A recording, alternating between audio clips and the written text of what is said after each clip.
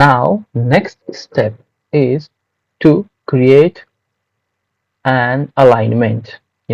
We can create an alignment from here to here or wherever you want. Okay, so let's go ahead and create an alignment.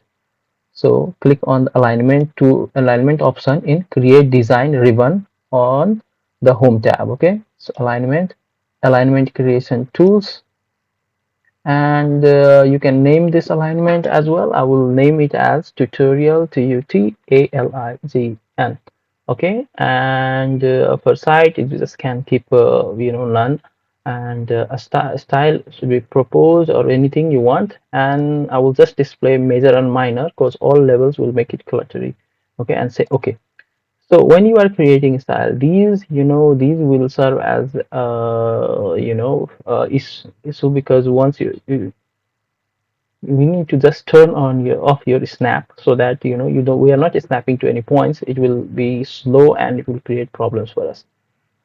As for this demonstration purpose, we will just choose, there are different methods to create an alignment. We will just do tangent with curve, so that it automatically adds curves. Okay, so I will start from here and I will just say, yeah, okay, go here, say here, here.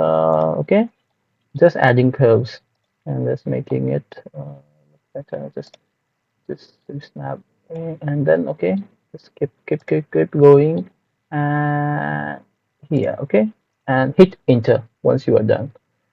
Now as you are done, the alignment has been created.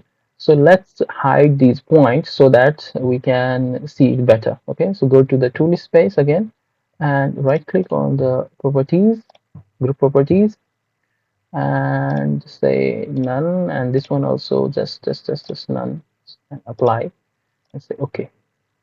So now you can see your alignment, road alignment, with the changes, major changes has been marked at 20-meter intervals. Okay, so once your alignment is ready, let's click close this one.